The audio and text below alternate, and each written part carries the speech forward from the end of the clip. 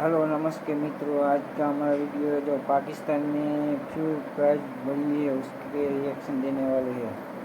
100 रुपए वाला पेट्रोल खरीद रहा है और हम 450। हम उम्मीद है कि वो गरीब है। एक्यूरेटली दुआ करो सभी कि पाकिस्तान इसी तरह से अमीर अमीर और अमीर होता जाए, इतना अमीर हो जाए कि बर्दाश्त के बाहर हो जाए अमीरी और दम तोड़ दे। खुशी खुशी से ले रहे हो। क्या बात कर रही हो मैडम? डंडा भी कोई खुशी से लेता है? पेट्रोल प्राइस ने पाकिस्तानियों को कोडा कर रखा है, आप पूछ रही हो। खुशी से ले रहे हो।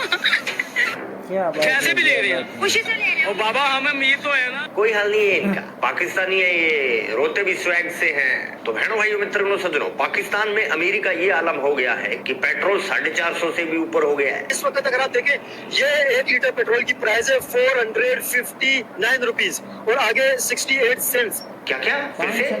सेंस लगभग 460 रुपए। तो ऐसे बोलना अंग्रेज है। तेरे को डॉक्टर ने बताया कि 2 टाइम अंग्रेजी बोलनी है। ठीक है, चल अभी पंप तो दिखा दिया, तेरे जैसा कोई और कलाकार भी दिखा दे, हमें भी स्वाद आ जाए। लोगों के चेहरों के ऊपर तो आपको नजर आ जाता होगा लोगों को क्या तासुरात इतना ज्यादा महंगा पेट्रोल देखकर।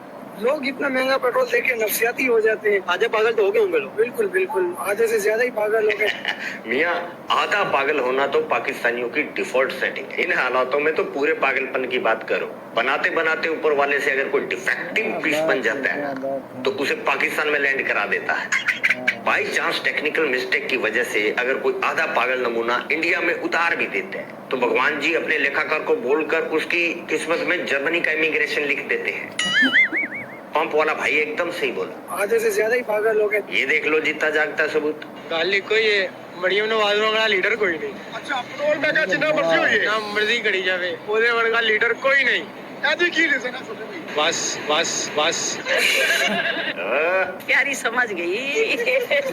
आंटी जी प्यारी समझे कैसे ना, प्यारी का पाला ऐसे ठरकियों से पड़ता ही रहता है रोज हाँ रोज। वो देशभक्त था जो कह रहा था हम एक पाई भी नहीं उनसे मांगना चाहते, वो खुद ले हमसे ले। ये देवदास है, मरियम जान भी मांग ले तो दे देगा। पेट्रोल की क्या बात करते हो? जैसी नमूनी आवाम वैसी नमूनी सरकार। जहां भैंस के गोबर करने पर टैक्स वसूला जाता उन नमूनों से कुछ भी करने की उम्मीद की जा सकती है। एक और टैक्स लगा दिया मरियम ने, गोबर टैक्स। गोबर टैक्स। लाहौर समेत पंजाब भर में भैंसों के गोबर पर टैक्स आयद करने का फैसला 30 रुपए रोजाना करने की तजवीज दी गई है। रोज बिना कुछ किए 30 रुपए की कमाई। थोड़ी देर रुकिए, मरियम जान खुद बताएगी कि इसने पहले दूध बांट कर अब सब गुड़ गोबर एक क्यों कर दिया। गोबर पर टैक्स लगाना इनका शौक नहीं मजबूरी है। जब औकात से ज्यादा उधार ले लोगे तो आखिर में लोन चुकाने के लिए गोबर ही बेचना पड़ेगा ना। इतने कर्जे लो कि कौम की कमर तोड़ दो। पूरा देश उधारी पे चल रहा है, दुनिया तरक्की के रिकॉर्ड तोड़ रही है, ये उधारी की। गजब बेइज्जती है। इतना मांगा कि घिस घिस के कटोरे ने जवाब दे दिया, लेकिन सरकार के हौसले ने नहीं। IMF और वर्ल्ड बैंक ने हाथ जोड़ दिए। अब और नहीं, हाल तो ये है कि हिसाब करते करते IMF के कैलकुलेटर ने धुएं छोड़ दिए, पर इन्होंने रटना छोड़ी। अल्लाह के नाम पे दे दो रे बाबा। पाकिस्तान बनने से लेके अब तक 75 सालों में पाकिस्तान ने जितने कर्जे लिए उतने कर्जे इन्होंने 4 साल में ले लिए पिछले। दुनिया में ऐसी कोई चौखट नहीं बची जहां मुन्नू और उसके नुन्नू ने जाके नाक ना रगड़ी हो। सारी हुकूमतों ने मिलकर, सारे जर्नैलों ने इतने कर्जे नहीं लिए जितने आसिम मुनीर ने और शहबाज शरीफ ने मिलकर ले लिए। एक साले वो हैं जो मांगते नहीं थकते, एक ये थकी हुई कौम इस कदर नशे में धुतता है कि मांगना ही नहीं चाहती। हम एक पाई भी नहीं उनसे मांगना चाहते, वो खुद ले हमसे ले। मांगते थोड़ी ना हो तुम, डायरेक्ट लूट ही लेते हो। इनका एक ऑयल टैंकर सड़क पर पलट गया तो पूरा गांव अपने घर से बाल्टी गिलास बाटी बाल्टी जो मिला लेकर तेल लूटने पहुंच गई। और लूट मार के बीच एक छपरी को बीड़ी पीने की। हाँ वो जो मग होता है ना, मग और अपना वो चीजें बर्तन में भर भर के पेट्रोल लूट रहे थे। अब किसी ने बोला होगा मैं थक गया लूटते। हैप्पी दिवाली। ये तो हाल है इनके। फ्री में तो इनको गोबर मिल जाए तो नहीं छोड़ते। ना अब गोबर भी कहाँ फ्री रहा, गोबर टैक्स। अच्छा, ये बहुत जल्द आपकी सांस लेने पे भी टैक्स लगाएंगे। सांसों पर भी लगेगा नो डाउट, लेकिन फिलहाल गोबर पे। मरियम चाहती है पाकिस्तानी पंजाब साफ सुथरा रहे, इसलिए अगर कोई भैंस गोबर करेगी तो भाई उसको 30 रुपए देने होंगे, उस पर टैक्स लगा दिए, गोबर टैक्स। भैंसों के गोबर के ऊपर पंजाब हुकूमत ने टैक्स लगा दिया। आपको हंसी आ रही होगी, खैर मनाएं, उस दिन का इंतजार करें जब मरियम औरंगजेब आपके बाथरूम के बाहर कॉपी और पेंसिल लेकर खड़ी होंगी और नोट करेंगी आप कितनी बार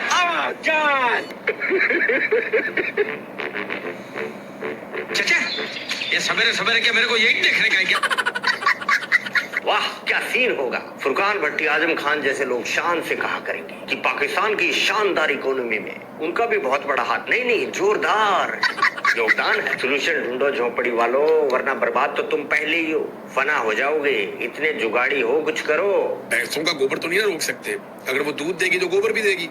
सही बात है, जब बारिश आता है तो पानी आता है। मरियम भी कमाल है यार, पहले खोल के दिल दूध बांटा, रोज डेली दूध का 1 गिलास। वो मिशन सिंदूर के टाइम इन्होंने बनियाने मरसूद शुरू किया था, इसने अपना मिल्क प्रोग्राम। मरियम ने मुन्नू को हौसला देते हुए कहा था, बदला लो, ईंधन की फिक्र मत करना। टैंकों में तेल खत्म हो गया तो क्या, मुन्नी तेरी दूध ना खत्म होने देगी। दूध का एक पैकेट देंगे जिसको पी के वो इंशाल्लाह ताला बेहतर फील करेंगे।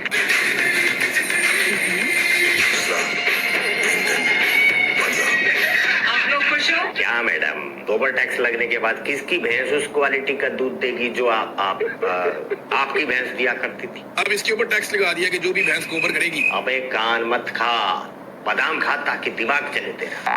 सोल्यूशन होता है, हर एक प्रॉब्लम का सोल्यूशन होता है। मैडम बता रही है, तरीका ध्यान से सुन। टैक्स से बचना है तो ये वीडियो देखें। पहला टैक्स है भैंस के गोबर पर। देखिए, आपने भैंस का गोबर किसी भी हाल में जमीन पे नहीं गिरने देना। दूसरा हल ये है कि गोबर हवा में रहे, उसके लिए आप भैंस को पैम्पर लगा दें। पैम्पर खरीदने के पैसे होते तो ये खुद के ना लगा लेते। पैम्पर लगा दें। कमाल का नियम निकाला है मरियम ने, गोबर जमीन पर गिरेगा तो टैक्स लगेगा। आप मरियम की दूरदर्शिता समझ नहीं पाए और क्यों? मरियम ने तुम्हारा भला किया है, जॉब अपॉर्चुनिटीज ओपन की है। अब बेरोजगारों को एक नई जॉब मिल सकती है। गोबर कैचर, बंदा बटन लेके खड़ा होगा, नीचे नहीं गिरने देगा, बचा लेगा गोबर नीचे गिरने से। सही मायनों में आपके 30 रुपए, जिसमें से 10 रुपए की फीस तो आप उसको दे ही सकते हो ना। इसे कहते हैं डबल स्टैंडर्ड। भैंस के गोबर से 30 रुपए की कमाई की जा रही है। पेट्रोल की कालाबाजारी कर कर मोटा पैसा छापा जा रहा है, लेकिन सब्सिडी की बात आते ही कहते हैं पॉसिबल नहीं है, देश संकट में है। अबे कब नहीं था संकट में पाकिस्तान? सुहेल आफरीदी साहब कह रहे हैं कि 12 अरब का जहाज जो है वो खरीदा जा सकता है, लेकिन सब्सिडी नहीं दे सकते आप लोग आवाम को। कहाँ गई वो गैरत? मेरा बस चले पाकिस्तानियों को बैन कर दूं कि तुम, जब तुम्हारा गैरत से कोई लेना देना नहीं, तुम लोग वर्ड क्यों यूज करते हो? क्रेज है सर, फैंसी, जैसे मियाँ खलीफा के लिए। वीडियो लगाओ, हमें कमेंट में बताया। बाकी बाय बाय।